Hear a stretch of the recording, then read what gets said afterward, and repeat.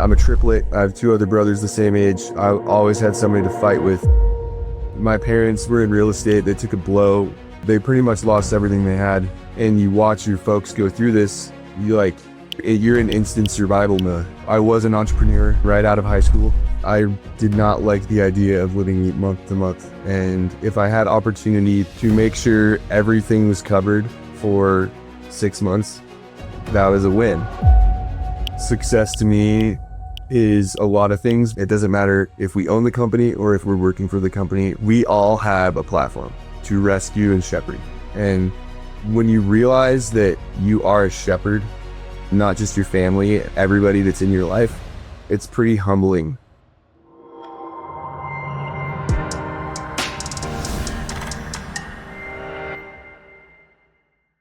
What's up, dude? How are you, man? Better than I deserve. Yeah, we both feel that way about ourselves, both about our lives. So welcome to the No Suits Allowed podcast. I'm your host, Connor Rodich, and I have a very special guest with me today, Mr. Brendan O'Keefe, out of the Denver market. And I don't know, we'll get into some of that and like kind of talk about where you're from and if you have always lived here, all those things. So we'll get into that in a second, but I'm really excited about this podcast because, you know, as we talk about all things that this podcast is to discuss, which is how to get the best out of yourself as an entrepreneur, as a leader, as an executive, both on the business side and the life side. Brendan's one of those individuals that has a lot of life experience to share, a lot of entrepreneurship experience to share. Has a beautiful wife, has 4 kids, right? 4 boys. Yep. 4 boys. And busy guy, and also runs a very successful construction business, roofing specific business in the Denver metro. And so, yeah, as you guys already have probably been able to tell from the previous week's podcast, this is as real as it gets. We try to kind of, it's intended to be a behind the scenes look of the life of the real entrepreneur, the real executive, the things that are not seen on Instagram and all the highlights, right? The things that we see and we talk about and all the beautiful businesses that we create and all the profits that we do, but like the stuff that's not so fun to talk about, which is the learning experiences and the things that are really just the truth of the journey and what we go through. So today, I'll kind of kick this off with a little bit of a precursor to Brendan, and I'll let him share a little bit about himself. But Brendan, again, as I had mentioned before, is the owner of RoofSource. He's really deeply committed to building a business with a intentional approach and not someone that's trying to grow things to grow things in a manner where it's irresponsible growth, but very intentional growth. And so started a business back in 2017, first completed year in 2018, did about $1.2 billion, I think is what you missed, or sort of that ballpark. And so today, top line last year completed a $14 million top line, correct? And, so 7 years, if you want to say a little bit of 2018 or 2017 year, of building a business and being able to do it in a way where it's been very fruitful, but also a lot of learning experiences along the way. And part of that has been kind of the journey of how most of us start, which is as a solopreneur, as someone that is in the business and doing all of the pieces of the business, but then, and obviously in your case, I know you shared with me before, no CRM, no one really in your corner other than, I think you said that you had a mentor early on that said, hey, make sure you get someone in your books, which is super important. So lesson number 1 of the podcast already is if you don't have someone in your books and you're starting your entrepreneurial journey, to definitely get your finances in order and make sure things stay organized. But yeah, doing it all and being the guy of what was in 2017 to the entrepreneur you are today, which is obviously now building teams and having your wife involved in the business. We're going to talk a little about that today, but excited to have you on, brother. And you're like a brother to me, and I appreciate you being here. So I'll let you share a little bit of your story real quick. Yeah, honored to be here, man. What a privilege. This is fun. A couple things that just come to mind is when it comes to, the smoke and mirrors, the social media, the ones that are out there, not less than a couple years ago, a really good buddy of mine who had a uncle that played in the NFL, mentored him. And he said, if there's one thing that I wish I had to deal with less of, was being in the face, in the eye of the public. So The wisdom after that was the more private of a life you live, the more peace and happier you'll be. So I've had some humble lessons along the way when it comes to, what I post and what people know about my life or what they don't know about my life. The less people that know, I try to be humble about what we put out there, so Okay. this is a fun experience, but back to the beginning, 2017, when I started this was kind of a pivotal time in my life. I had an encounter with God shortly before that. So when you talk about who was in my corner, like I didn't realize at the time, but I had the most important piece in my corner, and that was a God that loved me, that carried me through really, really hard stuff. I like to refer to that year specifically, as my honeymoon stage. And there was a fire that was put in me around that time, and that flames never went out. So, shout out to the man upstairs. He's truly the reason, I believe, why I'm here, and I'm the man that I am today. Definitely vastly different than the man that I was when I started. Yeah. That's awesome, man. So, super smoking hot wife and 4 beautiful champions will also do that to you. Beautiful, handsome. Yeah. That's okay. That's good. Call him handsome. Yeah, handsome. If you couldn't tell already, and Brendan is crazy about his wife and his kids, which I love. There's a lot of passion and fire behind that, but super fiery guy, passionate about what he does and passionate about the family and the life he's building. And so we're going to get into some of that. I do want to back up a little bit, Bo, therefore talk about the journey leading up to 2017, because I'd like to know a little bit more about, I know we've been friends for a while. I don't know much of that story, to be honest, outside of, really, I just know the Brendan of now. And, obviously whenever we got acquainted, I think it was back in maybe like 2020 or something like that, right? Some 2021. So tell me a little bit about, the lead up to you becoming an entrepreneur, and if you had always been an entrepreneur, or if you just kind of happened to kind of stumble into it, and kind of what brought you to the place that you were in 2017, and then like kind of where you grew up, and just give us a little bit of that background. Yeah, totally.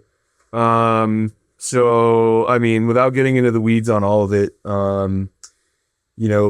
grew up in a what most would say like a pretty awesome house. I'm a triplet. I have 2 other brothers the same age. I always had somebody to fight with, pick on, or do something with. I did know that about you. I do think it's funny though. There's 2 other Brendans out there somewhere. It's interesting. Shout out to Egan and Gabe. We all love each other. I graduated high school in 2009. My parents were in real estate. They took a blow. They pretty much lost everything they had in 08 and 09. And when you're 18, 19 years old, and you watch your folks go through this, you're in instant survival mode. So I was an entrepreneur, pretty much in and right out of high school. And I was somewhat forced to grow up quick, I guess, if you will. And yeah, it forced me to take risks and do things that, I would say today, not all that proud of, but, you don't know what's on the other side of something scary. And so, just started living. In 2014, I was in a bit of a rock bottom place in my life, and, ended up meeting a guy named Graham Desert. So some of you may have heard that name. I worked for Graham for about a month, and we joke about it today. Little did I know at that time that I was working for a legend. He's definitely one of my heroes. That's cool. And that then led me into working for another contractor in Northern Colorado that had just started, and he's trying to figure it all out too. I'm a young man, and we're all just flawed human beings, and when you're trying to go to a promised land that you've never been to, there's a lot of unknowns and turns that we're given the opportunity to take, and we don't always know if it's the right turn or the left turn, So worked for a guy for 3.5 years, and that really was my spur and spark to roofing and the opportunity in the industry. Fell in love with just all encompassing, working with people, serving people, running crews, and really the need for a lot of contractors for sure. And really was at a place 3.5 years later. I think like probably most people that start their businesses. I like to think that there's two reasons people either leave or go start their own companies, and it's usually opportunity to better their life or a lack of leadership.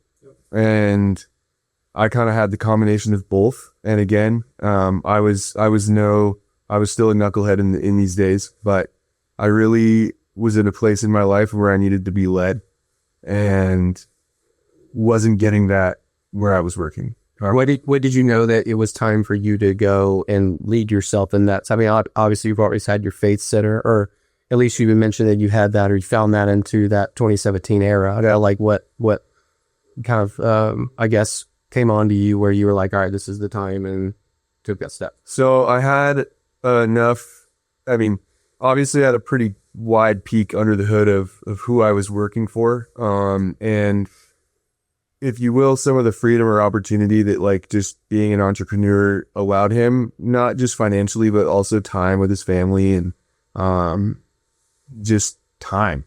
I remember a few years ago, you told me a quote, and I don't remember the quote, but it started with "Time is the real currency."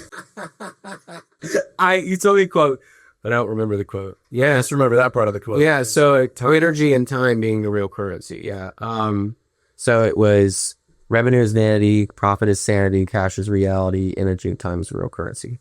That's it. There you go. Time is the real currency. So, started to realize that as a young man, and through a series of events, just got some pretty sweet peaks under some other hoods of some very, very well-oiled machines, established companies, owners that had been around a while, very large companies doing work for some of the largest organizations in the United States. And you can't unsee what you've seen. And they were, 40 years in business at that time. And I'm talking to a 60, 65-year-old man. And there was this like audible voice in my mind that just kept telling me like, I'm like 25, 26 at the time, like, but where could you be in 40 years? And where could you be in 20 years? And so I kept hearing these things. And then when you have a relationship with God, like he has a sense of humor and puts people in your life and they say things to you, but really it's him speaking to you. And, over and over again, whether it was I'm dealing with a homeowner or, somebody randomly is put in my path, like they're telling me things that's like, they don't even realize that they're speaking to me and I'm listening. I've had a lot of those experiences myself as well. Yeah. Even throughout the journey, even leading up to the point, like, obviously there does come a point where you get a lot of those signs most of the times to start your own thing or, venture out, right, and take the risk and come away from maybe what you've been accustomed to, or what's built the, been the mold of what you lived in, right?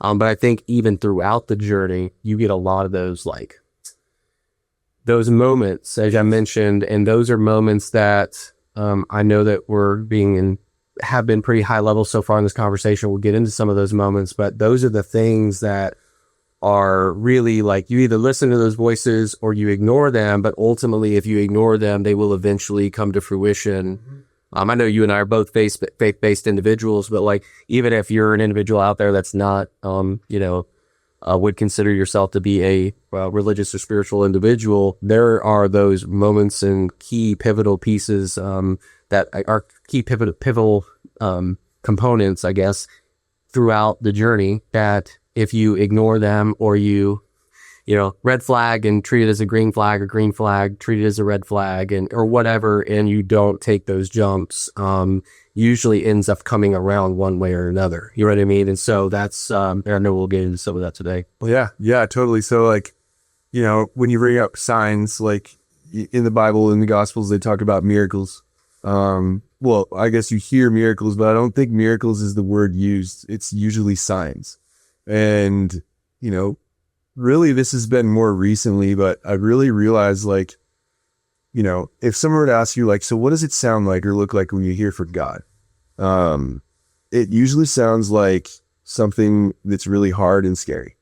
And the enemy is usually not hard or scary. It's like, be comfortable, like go relax, chill out, take a nap, blow it off, go have some drinks, Take up your Vice or your Coke or whatever, right? Yeah. Right. So like I'm hearing, the more and more I dive into this, like I hear two voices. It's like one voice is just be comfortable or walk away. And honestly, like I'm going to be honest with you. Like I like that voice. Like, I don't know who doesn't, right? It feels good. Sometimes it feels good to be mad. Yeah. But when we hear God's voice, it usually sounds like man up. Yeah. You could use choice words there too. Yeah. I know that there's, let's get into some of that, because that's why I know we're kind of leading up to a lot of those things. So I think some of the things that I'd like to discuss today is, I know right now what you described before we got on here is like what you call is the biggest inflection point in your career and in your, is that just like mostly for business, or is it all things encompassing, would you say? Life and business combined, or is it mostly a business? It's mostly business, but like business for us is life. It's like sure, life.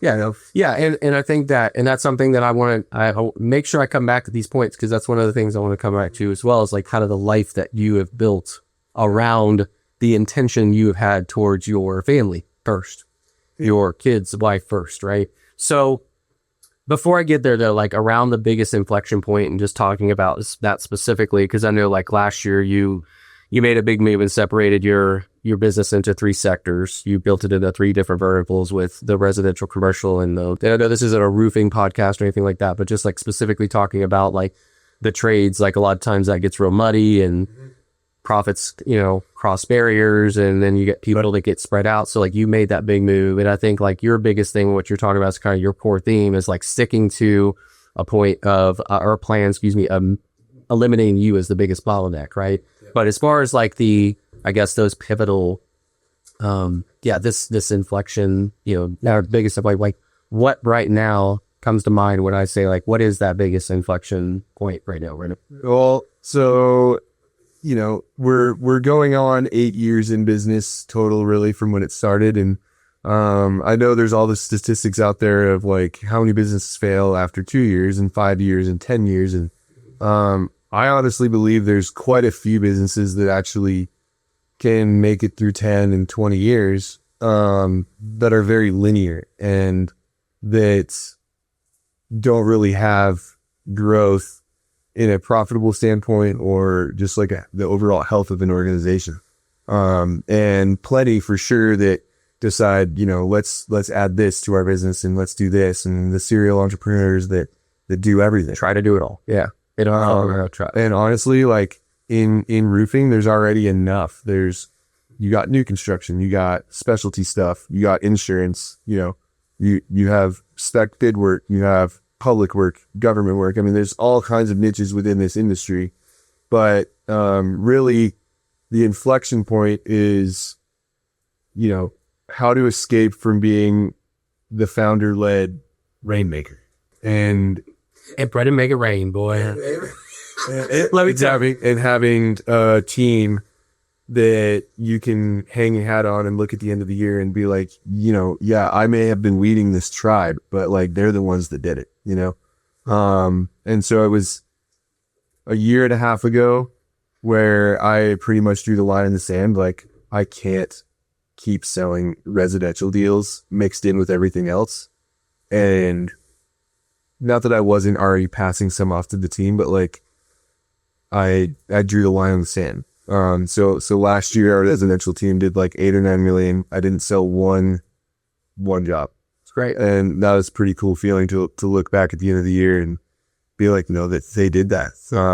And on top of that, really had always kind of been doing some commercial and some bigger projects. And, when you start when I started putting on some of these bigger roofs, I had that like moment where it's like, well, you better be able to service them,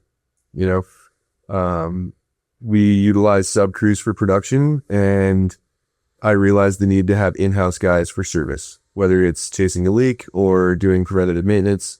I also there's a statistic out there that only 14% of contractors have an in-house service department. And my whole thing really over the last year and a half is shifted towards service in the business, and primarily commercial, but the residential roofing, whether it's retail or insurance, is so wildly different than the commercial game. And so we decided as an organization last year to turn the original LLC into a holdings company, and separated. There's two LLCs below that. One's RoofSource Commercial, RoofSource Residential. Whole different sets of books, different CRMs. Like, they're just different businesses. And it's allowed us to really see P&L statements accordingly, to really know our numbers of here's where we are. Yes, we can add, or, what we really need to do. So that inflection point is really, some will say, like, figuring out how to become a CEO, and which is a long milestone. We're never going to reach the pinnacle of that, but like it's a constant learning. I don't like titles. I'm trying to figure out constantly every day, like, how to be the best leader I possibly can. It's good. Yeah, well, let's. The last thing I'll say to you guys is, like, around the milestones of business. I know, guys, there's a guy in our market that, their business has been around for 20 years. I think maybe he has one employee that's been there for 10.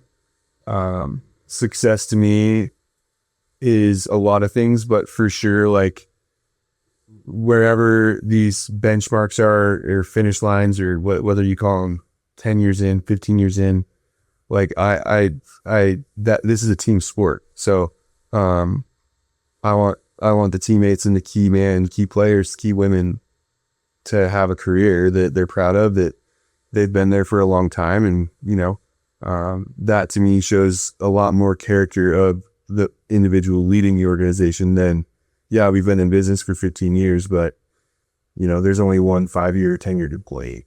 Yep. I would agree with that. Let's pivot into money management, since you brought the, like, knowing your numbers thing. I think I was going to start off with, like, your wife's play in your business, and kind of like all of the things that are involved in that. But we'll come back to that. Let's talk about money management first, and just talk about, like, you made the decision last year to separate the entities. You talked about knowing your numbers. That's a very widely used term. I still have a keynote, know your numbers. I think that's it's a poor name for it, to be honest, because, like, what does know your numbers mean, right? There's a lot of things encompassed in that, especially as a CFO. Like, there's a lot of like, hey, cash flow analysis, what's my cool, what's my, where, like you said, like, even picking your spots, right? Or what are the levers? What are the profit levers? What are the, right? So there's a lot of things that go involved in that. It's around the topic of, like, knowing exactly where you are at all times, right? So let's talk about how you went through the process of building your net worth and what you've accumulated. And I know that a lot of that you give the glory to the man upstairs for, and the opportunities you've had. But, like, let's talk about the things that Brendan did. Brendan did as I keep saying Brendan, but it's not, I keep saying that, like, quickly, but it's Brendan. So if I say his name fast, and it sounds like Brendan, it's separate, Brendan. But if you were to, sum up, like, kind of just the beginning stages and the things you focused on, right? We talk about, the discipline of savings, and the discipline of, like, strategic property acquisition. Like, hey, you bought your first, residential property, and then you obviously snowballed that into where you are now, and then commercial and all these other things. So just I'm saying, lay out the roadmap of what your journey was like when you talk about, obviously, all things leading up to today, where you have a pretty fine-tuned understanding of your numbers and know those things. Like, what kind of led you to that goal, and then, like, what did you learn? I mean, at a pretty young age, I did not like the idea of living month to month, and if I had opportunity to make sure everything was covered for 6 months, like, that was a win. That gave me mentally, like, space to be like, okay, what can I do in the next 6 months while I know I'm good? That's a big pro tip, by the way. Is like build a 6 months OPEX for your business, but also for your personal life. So like, what does it cost for you? And then building that into your business, right? Yep. Which is So that's kind of that then trickled into like, okay, like, you know, what do I need to do now to be good for the year or the next couple of years, really? Yeah. And, you know that like if I broke my leg or if God forbid something happened, like we're good, you know? And I know that like not everybody's that fortunate or is that blessed. We've been so blessed, you know, and honestly, like generosity is I'd say the biggest component of this. I mean, I believe that the marketplace and wealth creators are created to make an impact. And I don't know what the point of doing this is, if it's just to like have a bunch of money, have a bunch of toys, and all of a sudden one day retire, go to the beach and drink Mai Tais. Like, you know, the idea of like, of we've made it or he's made it or, you know, and we're talking about like, I'm this big compared to so many amazing. yeah, we both are. Yeah. Right. So, but I have the understanding of like, so what's the point? Like, you know, at some point, like, what does a man need? What does a family need? You know, like, it's not like we do live in a world where the world's constantly telling us, you need more, you need more, you need more. But I've had a really good discernment from the beginning of, no, you don't need more. You just need to be a steward of what I'm giving you, you know? So that's a good wisdom because there's very few people, especially I'm not going to disclose your age, but in your 30s, we both are, that like, you know, to come onto that at this stage is usually not something you come onto as a wealth creator, right? As someone that's like built a lot, and some never do, right? Some are like literally miserable drinking those Mai Tais, but I think it's like that shift, right? Which I know a lot of people talk about, like, you know, it's like the impact, the legacy, the whatever the words you want to throw out there are, but like really finding the purpose and then being able to like double down on that so that it can keep feeding you and keep feeding the people around you. Because if that soil is, you know, water deprived, nutrient deprived, you just don't have a reason for sprouting that flower you know, with the seeds that you've been given. I mean, you know what I mean? Like that's the seed. Yeah. Let's go. Well, yeah, I wasn't saying that to mention. I mean, I wasn't like leading it, but like that is in that parable piece of it, like it ties into it. I mean, that is so true for the way that we operate as entrepreneurs and as leaders to the families that we, you know. Right. Yeah. When you're young and, you know, you've had a little bit of success, if you're smart with it, really like, you know, it really opens up your opportunities to grow or to stay still or to make changes. And so we've been honestly, and this is where my wife deserves most of the credit. She is the ultimate CFO. She's very smart. She runs our books, runs our numbers. Once she came into the picture, and I know, you know, there's multiple people probably that will listen to this that have husband-wife operation. Yeah. Which we'll get into more of that in a second, but that's not my gift. That's her gift. And I realize there's a lot of men where that's the man's gift and it's not the woman's gift. In our situation, like, she is dialed and we take care of what we need to take care of and what we need, and we put the rest away and, you know, do our best to bless, you know, give generosity, not for ourselves. Like, sure, you know, God says, like, you know, I'll bless you if you do your tithe and you do what you're supposed to. But we know there becomes a point of us trusting him and him trusting us, in my opinion. And when you're faithful and you're a steward of everything that he's given you, including the people that he's given you, and I've definitely failed at that, there's harvest and there's reward. And you don't know when it's coming, but it's coming. Yep. You know, the element of financial stewardship, which I know you didn't get. I mean, do you want to get into any specific details or pivotal moments financially that, I mean, I know you said like, hey, from like an early age and there's been like that level of like financial responsibility and stewardship and fiduciary type of mentality behind your, just all of the things in your life that involve money and money management. But when you talk about like kind of the accumulation of that, I mean, has there been any outside of like, hey, the piece that you said at the very beginning, like build that 6 months nest egg, build it for your personal margin, build it for your business margin. And then now, like, obviously, but I'm saying now, like the amass of what you have in assets and both liquid and physical assets, like I'm saying, was there any specific pivotal pieces before you move on from this that you learned or learned it through the journey, or that you were like, hey, this was like a good move, like this was like the stuff that I did through, whether it's property acquisition or whatever? I'm saying, is there anything that comes to mind? We always want to pay the government less and figure out how to tax strategy, right? That's a lifelong thing. I still have a lot to learn, but I did get really good mentors in my life around, obviously, home investments, real estate, and also, as a solopreneur or a 1099, even a sales guy, like there's a lot of benefits you have to setting up a solo 401k.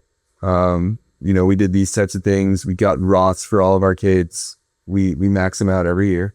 They're employees. There's these little things that are a part of all that, but yeah, just really like, we have a cash management account as well. I mean, like it's doing, money will always do better in a cash management account than it will in the bank. Sure. But then you also have access to it. So, sure.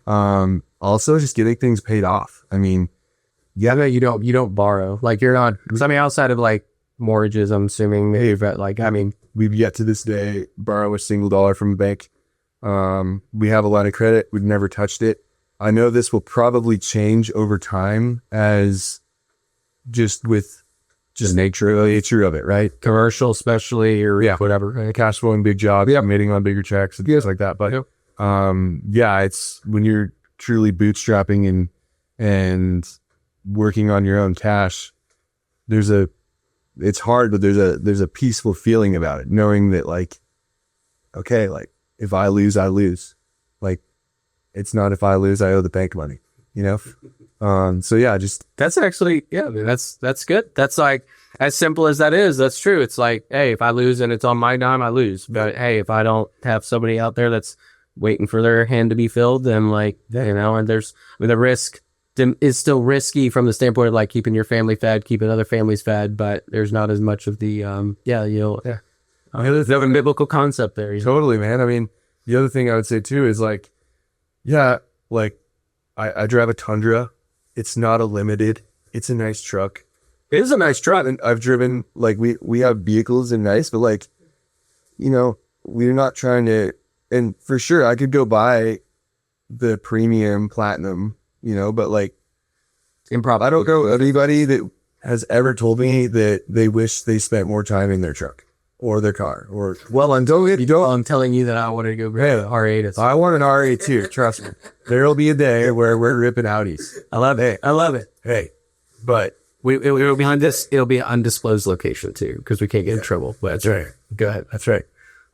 Trust me, I love fast cars. I like cool toys. I'm not saying I'm not about that, but everything in the right seasons and in the right timing and being patient. That's kind of one of the things that like I didn't do very well early on. I didn't do it very well for two things, like two. I don't know, you're the interviewee here, but just as something to inject into this, that it took me a little while longer to grow in that wisdom, because I did some of those dumb things. I think a lot of us do in the beginning. You make $50,000 a year. You've never seen that kind of money in your life because you're a poor college kid or coming out of high school and never made more than, $7 an hour. And then you, whatever, right? But like past that point, like realistically, a lot of my gambles were on business. I know some of the stories where I get into that today, but like, the leverage that I created so much stress on myself to make sure I could back up. I was never in positions where I was like over borrowing or doing anything, irresponsible. Thankfully, I kind of always had that compass, but like where you've built your life, which is like intentional and methodical, not shooting off the hip, not a erratic decision, right? Well thought. This is the strategy. Stick to the plan, right? Which is kind of tying into the last point here before we move on to relationships of your wife's business, wife and your business and things like that. But like those are the things that like I think you've done exceptionally well, where most people don't like think about that first part of the game versus just have patience with it. I mean, I'll say this quickly. You know, I've learned that if whatever you own, you won't let your buddy borrow. You don't own it, it owns you. So, yes, we have a pontoon boat. The keys are in it, bro. Like, take it. So if I didn't use it, I could. Yep. You know what I'm saying? Like, and so when you have that, and honestly, like, it comes back to family and husbandry. Like, I care more about who she says I am and what they say I am than what anybody else thinks or says. And there's a lot of like, oh, he must be doing this, or like, they must be so awesome. Like, no. Like, live a private life and take care of your queen and pour into your kids, put them to bed, hang out with them as much as you can, you know? Also something I had to learn the hard way, and I've always seen you being like the steady wheel, like just always just like treading the pavement the same way. Looks boring, but it's done very well. And you know, and that's the thing that like I think if you take anything from, at least that I've taken from you, and I've shared this with you privately off camera, is like I have a lot of envy, not envy, that's the wrong word. Used to have envy, I would say, especially during the time where I was like really down in the dumps and fighting for my life there for a while. But like always been very, it's not envy. It's not, I actually never really has been that. It's always just been like, man, I kind of wish I would have taken that route. I think if anybody's listening, that's like the thing that, you know, when you look at Brendan's journey and you think about like the stuff that is, and a lot of entrepreneurs have this story and they don't, and very much, I guess, like you, where it's like, you're not public, you're not on stages, excuse me. You're just kind of doing your thing, right? And that's where most of the people that are doing it, right? So lesson there. But also, like, I think the other piece of it is being like prioritizing, which we'll pivot into that now, is like really prioritizing on focusing on you and focusing on like not trying to play the comparison game, not trying to whatever. And those are things that I've had to learn more recently. And I just didn't have that wisdom or that character early on, you know? And so I look up to you in that way. I've seen the way you've built things, and there's definitely a medium, right? In terms of like too conservative, too risky, or too just like shooting it off the hip, or too gunshot, you know what I mean? So I know that you're in that season now where you're finding that, you're figuring that. But the piece of it where I think like, I think when you're talking about like just the level of like keeping the priority of your business, or of your family, excuse me, of your kids and things like that, I think it just makes life more, it might seem more boring from the outside, or might seem like less exciting in terms of like quick growth spurts or whatever, you know what I mean? Right. But doing it that way makes those relationships thrive and keeps things healthy, Right. because you prioritize this thing. Yep. Yeah, I mean, like last year's, you know, the biggest year we ever did, and I didn't miss one baseball game, one basketball game. I coached football, which if you coach football, like not quite high school, but 7th and 8th grade, like takes a lot of time. And we still had a heck of a year, and I had a wife that was proud of me. We do what's called the coffee agenda. We meet once a week, Wednesday mornings, non-negotiable. We had ours this morning. So that's it's Wednesday. Yeah. And we go through the schedule. We just look each other in the eyes, ask each other how we're doing. We do it in a public place to try to keep the emotions to a minimum, because it can get emotional. And On your end, both of our ends. yeah, I'm still missing. And so, yeah, like, you know, I know where I need to be, where I'm supposed to be. Like, there's no balance to this stuff. People say like work life. Yeah, it's like it's if that's what you call balance, like it never stops, and consistency is key. Like, date your wife all the time, be consistent. You know, hang out with your kids all the time, be consistent. Plan trips. Like, don't wait till May to plan your summer trip. Like, plan it in January. You know, so regardless of what happens, like you're ready to go. Like, it's happening. you know? Yep. That's good. Let's dive it into, so the dating your wife, spend time with your kids, obviously your wife being involved in your business is not unique. That's common, especially in our business, our line of work, but very few make it out. Yeah. And I'm one of those consultants that's not a big, I definitely am on the opposite end of thinking like, oh, that's a good idea. Like I don't prescribe that. I would say, again, like every relationship is has its own, things that can lead it to not working out. Right. Or working out like on the end. So like your situation, which I want to get into, but like most times it doesn't work out. Like most times it's just not successful. So tell me a little about what you guys have done. This is the gold. All right. So talk about a spouse in the business. I'm going to be honest, like Amy, and she'll listen to this, she'll support this. Like we have gone into the storm. We have been in the storm. We have both walked out of the office and been like, what are we doing? But again, when you hear the voice, when it says man up, like you got to man up, and, back to one of the peaks under the hood I had at the very beginning, I asked the guy at the time, he had $120 million outfit and 18 offices across the US, and he was divorced, didn't have a ring on his finger. And I asked him, like, if you could go back 36 years, what would you have done differently? And the words that pierce me, that will never leave me, is if I would have spent more time with my wife and my kids, I wouldn't be divorced.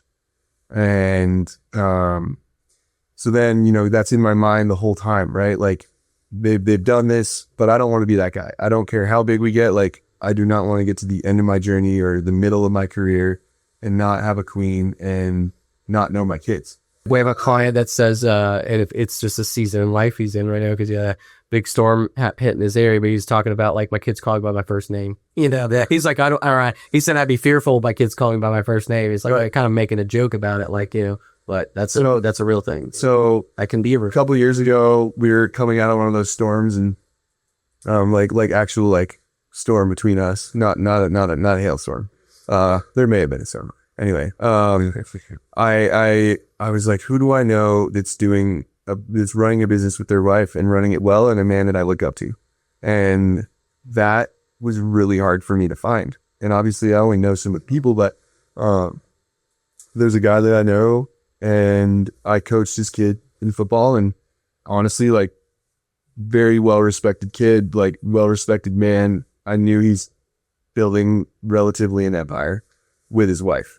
And so I met up with him. I'm like, dude, give me a ticket. Like, talk to me about this. And he said, well, from the very beginning, and I don't know if I've ever told you this, from the very beginning, I made sure that she was the majority owner of our company to make sure she doesn't feel like she's less than equal.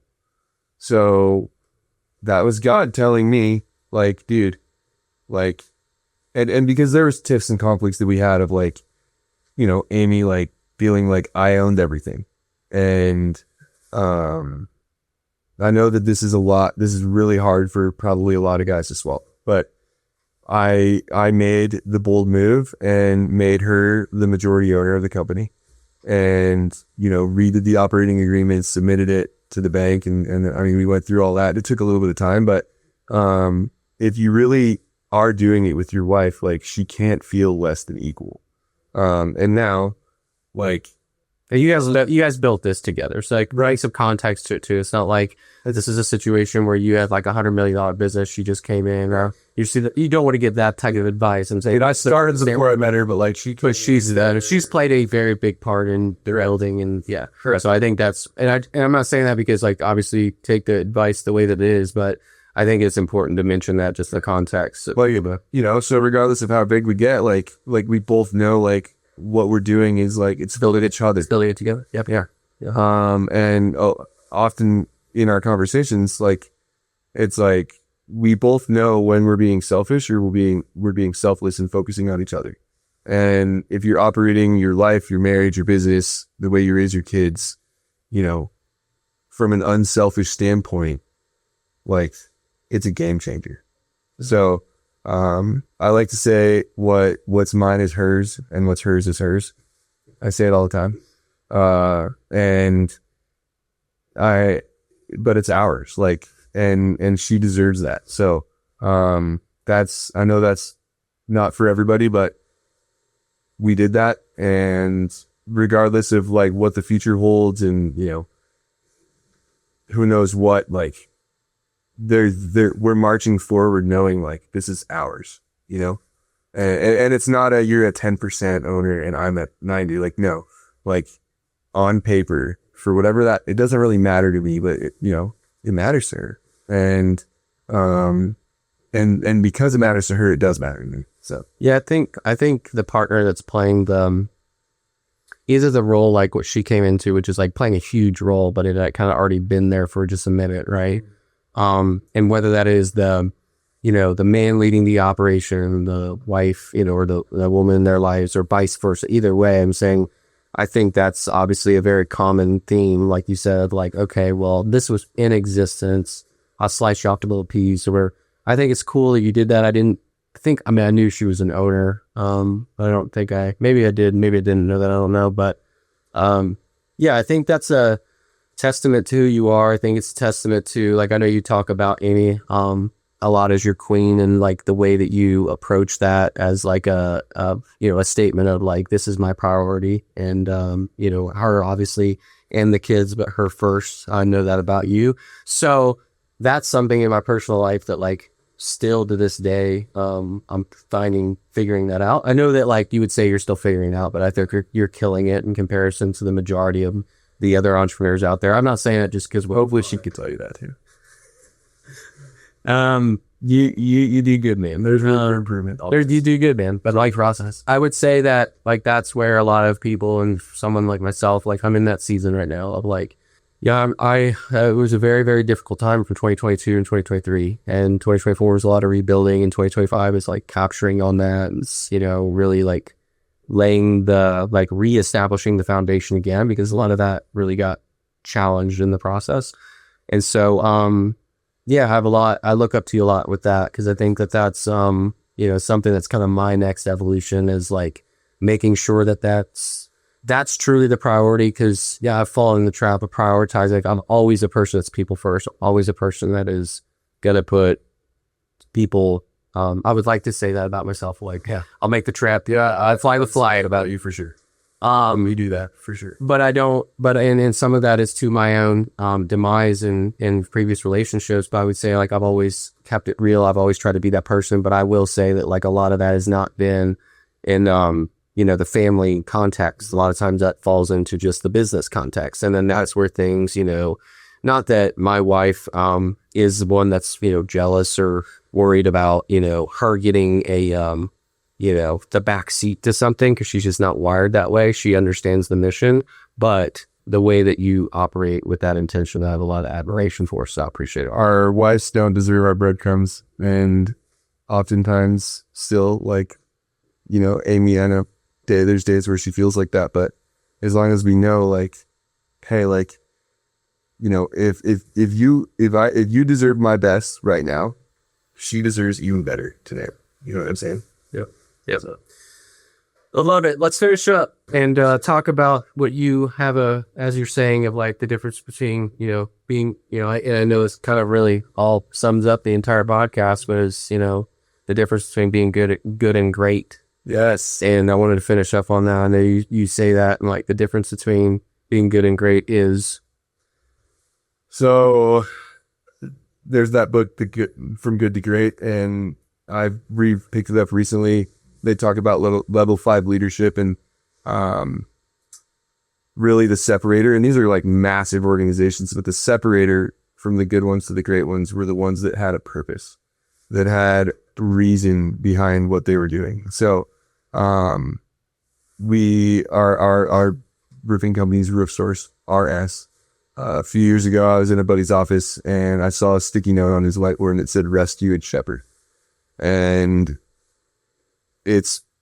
I feel like that's really, and we have the logo for that. That's awesome. But like, I feel like all of our jobs, like we all have a platform and an assignment. It doesn't matter if we own the company or if we're working for the company or if we're a foreman on a crew. Like, we all have a platform to rescue and shepherd. And I do believe we have an assignment too, to do that, to do just that. And when you realize that you are a shepherd of not just your family, but like everybody that's in your life, it's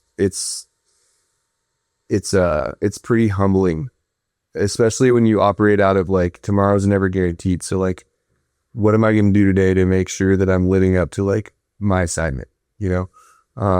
And obviously, like, we can get into the weeds, but like, I have a heart for men. I have a heart for boys. I have a heart for marriages.